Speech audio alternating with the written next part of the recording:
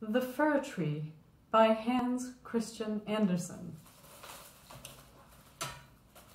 Far down in the forest, where the warm sun and the fresh air made a sweet resting place, grew a pretty little fir tree, and yet it was not happy. It wished so much to be tall like its companions, the pines and firs which grew around it. The sun shone, and the soft air fluttered its branches. And the little peasant children passed by, prattling merrily, but the fir tree heeded them not. Sometimes the children would bring a large basket of raspberries or strawberries wreathed on a straw, and seat themselves near the fir tree and say, "Is it not a pretty little tree?" Which made it feel more unhappy than before, and yet all this while the tree grew a notch or joint taller every year, for by the number of joints in the stem of a fir tree, we can discover its age. Still, as it grew, it complained, "Oh, how I wish I were as tall as the other trees. Then I would spread out my branches on every side, and my top would overlook the wide world. I should have the birds building their nests on my boughs, and when the wind blew, I should bow with stately dignity, like my tall companions." The tree was so discontented that it took no pleasure in the warm sunshine, the birds, or the rosy clouds that floated over it morning and evening. Sometimes in winter, when the snow lay white and glittering on the ground, a hare would come springing along and jump right over the little tree, and then how mortified it would feel. 2 winters passed, and when the third arrived, the tree had grown so tall that the hare was obliged to run around it, yet it remained unsatisfied, and would exclaim, "Oh, if I could but keep on growing tall and old! There is nothing else worth caring for in all the world." In the autumn, as usual, the woodcutters came and cut down several of the tallest trees, and the young fir tree, which was now grown to its full height, shuddered as the noble trees fell to the earth with a crash. After the branches were lopped off, the trunks looked so slender and bare that they could scarcely be recognized. Then they were placed upon wagons and drawn by horses out of the forest. Where were they going? What would become of them? The young fir tree wished very much to know, so in the spring, when the swallows and storks came, it asked, "Do you know where those trees were taken? Did you meet them?" The swallows knew nothing, but the stork, after a little reflection, said, "Yes, I think I do. I met several new ships when I flew from Egypt, and they had fine masts that smelt like fir. I think these must have been the trees. These must have been the trees. I assure you they were stately, very stately." "Oh, how I wish I were tall enough to go on the sea," said the fir tree. "What is the sea, and what does it look like?" "It would take too much time to explain," said the stork, flying quickly away. "Rejoice in thy youth," said the sunbeam. "Rejoice in thy fresh growth and the young life that is in thee." And the wind kissed the tree, and the dew watered it with tears, but the fir tree regarded them not. Christmas time drew near, and many young trees were cut down, some even smaller and younger than the fir tree, who enjoyed neither rest nor peace, with longing to leave its forest home. These young trees were chosen for their beauty, kept their branches, and were also laid on wagons and drawn by horses out of the forest. "Where are they going?" asked the fir tree. "They are not taller than I am. Indeed, one is much less. And why are the branches not cut off? Where are they going?" We know," sang the sparrows. We have looked in at the windows of the houses in town, and we know what is done with them. They are dressed up in the most splendid manner. We have seen them standing in the middle of a warm room and adorned with all sorts of beautiful things, honey cakes, gilded apples, playthings, and many hundreds of wax tapers. And then, asked the fir tree, trembling through all its branches, and then what happens? We did not see any more, said the sparrows, but this was enough for us. I wonder whether anything so brilliant will ever happen to me, thought the fir tree. It would be much better than crossing the sea. I long for it almost with pain. Oh, when will Christmas be here? I am now as tall and well grown as those which were taken away last year. Oh, that I were now laid on the wagon, or standing in the warm room. With all that brightness and splendor around me, something better and more beautiful is to come after. Or the trees would not be so decked out. Yes, what follows will be grander and more splendid. What can it be? I'm weary with longing. I scarcely know how I feel. Rejoice with us, said the air in the sunlight. Enjoy thine own bright life in the fresh air. But the tree would not rejoice. Though it grew taller every day, and winter and summer, its dark green foliage might be seen in the forest, while passers-by would say, what a beautiful tree. A short time before Christmas, the discontented fir tree was the first to fall. As the axe cut through the stem and divided the pith, the tree fell with a groan to the earth. Conscious of pain and faintness, and forgetting all its anticipations of happiness, in sorrow at leaving its home in the forest, it knew that it should never again see its dear old companions, the trees nor the little bushes and many-colored flowers that had grown by its side, perhaps not even the birds. Neither was the journey at all pleasant. The tree first recovered itself while being unpacked in the courtyard of a house, with several other trees, and it heard a man say, we only want one, and this is the prettiest. Then came two servants in grand livery and carried the fir tree into a large and beautiful apartment. On the walls hung pictures, and near the great stove stood great china vases with lions on the lid. There were rocking chairs, silken sofas, large tables covered with picture books, and playthings worth a great deal of money. At least the children said so. Then the fir tree was placed in a large tub, and it stood on a very handsome carpet. How the fir tree trembled! What was going to happen to him now? Some young ladies came, and the servants helped them adorn the tree. On one branch they hung little bags cut out of colored paper, and each bag was filled with sweet meats. From other branches hung gilded apples and walnuts, as if they had grown there, and above all, and all around, were hundreds of red, blue, and white tapers, which were fastened on the branches. Dolls, exactly like real babies, were placed under the green leaves. The tree had never seen such things before, and at the very top was fastened a glittering star made of tinsel. Oh, it was very beautiful. This evening, they all exclaimed, how bright it will be. Oh, that the evening were come, thought the tree, and the tapers lighted. Then I shall know what else is going to happen. Will the trees of the forest come to see me? I wonder if the sparrows will peep in at the windows as they fly. Shall I grow faster here and keep on all these ornaments, summer and winter? But guessing was of very little use. It made his bark ache. And this pain is as bad for a slender fir tree as a headache is for us. At last the tapers were lighted, and then what a glistening blaze of light the tree presented.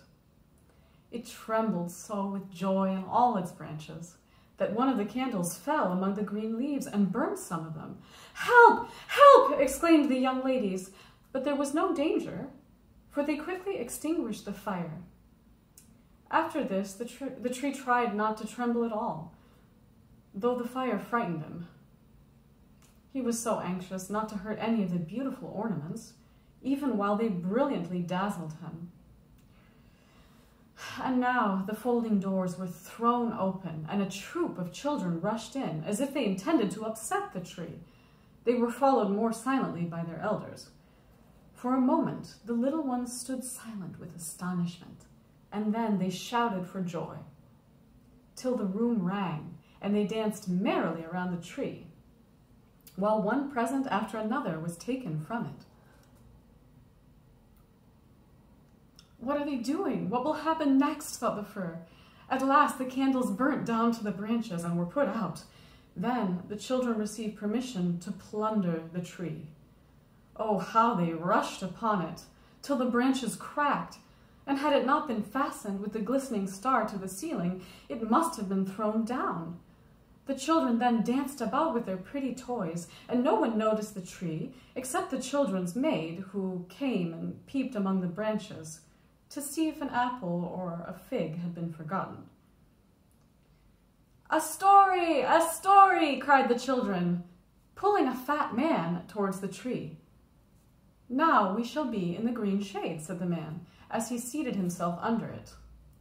"And the tree will have the pleasure of hearing also, but I shall only relate one story. What shall it be? Ivedy-Avedy or Humpty-Dumpty, who fell downstairs but soon got up again, and at last married a princess?"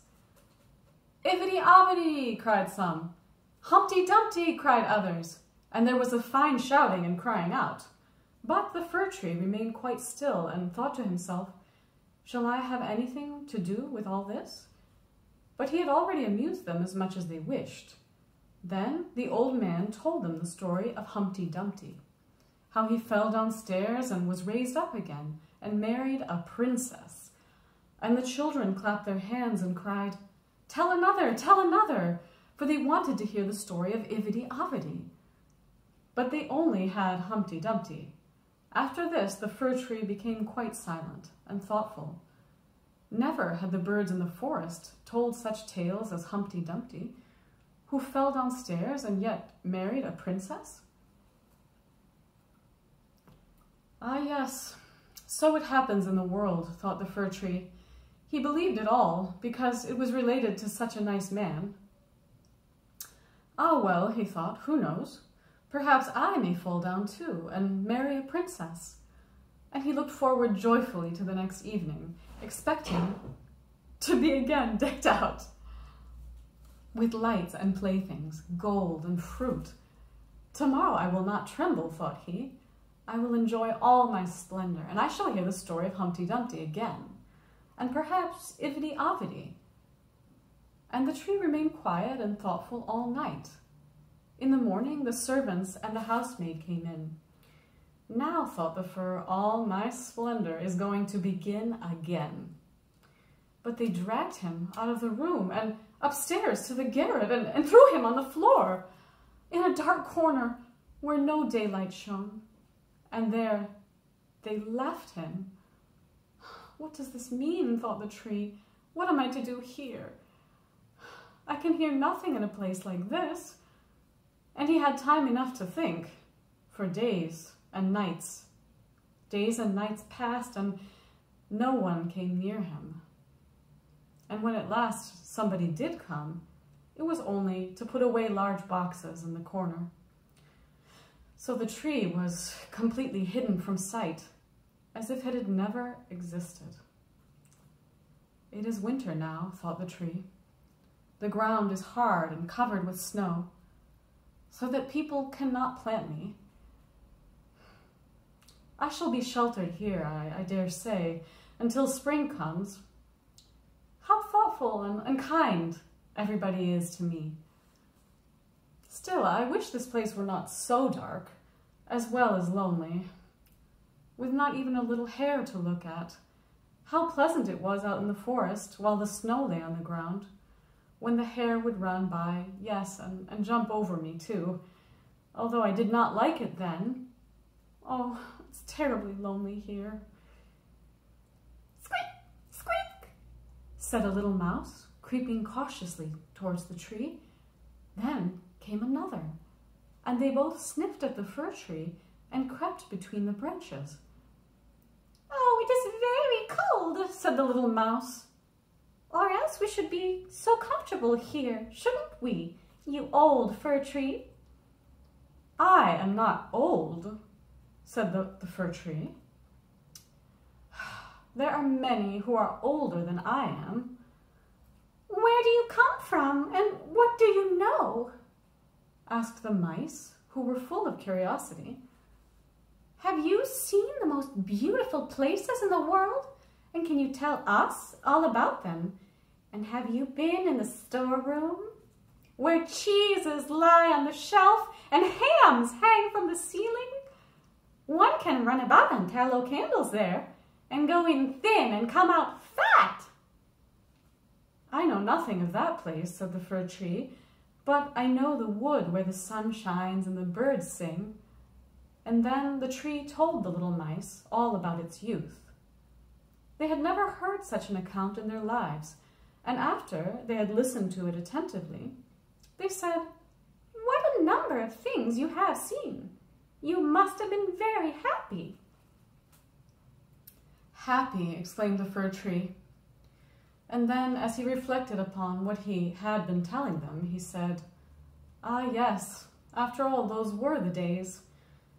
But when he went on and related all about Christmas Eve, and how he had been dressed up with cakes and lights, the mice said, How happy you must have been, you old fir tree. I'm not old at all, replied the tree. I only came from the forest this winter. I am now checked in my growth. What splendid stories you can relate, said the little mice. And the next night 4 other mice came, and with them they came to hear what the tree had to tell. The more he talked, the more he remembered, and then he thought to himself, Those were happy days, but they may come again. Humpty Dumpty fell downstairs, and yet he married the princess. Perhaps I may marry a princess too. And the fir tree thought of the pretty little birch tree that grew in the forest, which was to him a real beautiful princess. Who is Humpty Dumpty? Asked the little mice. And then the tree related the whole story. He could remember every single word, and the little mice were so delighted with it that they were ready to jump to the top of the tree. The next night, a great many more mice made their appearance, and on Sunday 2 rats came. And they said, it was not a pretty story at all. And the little mice were very sorry, for it made them also think less of it. Do you know only one story? Asked the rats. Only one, replied the fir tree. I heard it on the happiest evening of my life, but I did not know I was so happy at the time. We think it is a miserable story, said the rats. Don't you know any story about bacon or tallow in the storeroom? No, replied the tree. Many thanks to you then, replied the rats, and they marched off. The little mice also kept away after this, and the tree sighed and said, It was very pleasant when the merry little mice sat round me and listened while I talked. Now that is all past too. However, I shall consider myself happy when someone comes to take me out of this place. But would this ever happen? Yes. One morning, people came to clear out the garret. The boxes were packed away, and the tree was pulled out of the corner and thrown roughly on the garret floor. Then the servant dragged it out upon the staircase where the daylight shone. Now life is beginning again, said the tree, rejoicing in the sunshine and fresh air. Then it was quickly carried downstairs and taken into the courtyard so quickly that it forgot to think of itself and could only look about. There was so much to be seen. The court was close to a garden where everything looked blooming. Fresh and fragrant roses hung over the little palings. The The linden trees were in blossom, while the swallows flew here and there, crying, "Tweet, tweet, tweet, my mate is coming!" But it was not the fir tree they meant. "Now I shall live," cried the tree, joyfully spreading out its branches. But alas, they were all withered and yellow, and it lay in a corner amongst weeds and nettles. The star of gold paper still stuck in the top of the tree and glittered in the sunshine. In the same courtyard, 2 of the merry children were playing, who had danced round the tree at Christmas and had been so happy. The youngest saw the gilded star and ran and pulled it off the tree. "Look what's sticking to that ugly old fir tree," said the child, treading on the branches till they cracked under his boots. And the tree saw all the fresh, bright flowers in the garden, and then looked at itself and wished it had remained in the dark corner of the garret. It thought of its fresh youth in the forest, of the merry Christmas evening, and the little mice who had listened to the story of Humpty Dumpty. "Past, past," said the old tree. "Oh, had I but enjoyed myself while I could have done so. But now it is too late." Then a lad came and chopped the tree into small pieces, till a large bundle lay in a heap on the ground. The pieces were placed in a fire under the copper, and they quickly blazed up brightly, while the tree sighed so deeply that each sigh was like a pistol shot. Then the children who were at play came and seated themselves in front of the fire and looked at it and cried, "Pop! Pop!" But at each pop, which was a deep sigh, the tree was thinking of a summer day in the forest, and of Christmas evening, and of Humpty Dumpty, the only story it had ever heard or knew how to relate, till at last it was consumed. The boys still played in the garden, and the youngest wore the golden star on his breast, with which the tree had been adorned during the happiest evening of its existence. Now all was past. The tree's life was past, and the story also, for all stories must come to an end at last. Merry Christmas.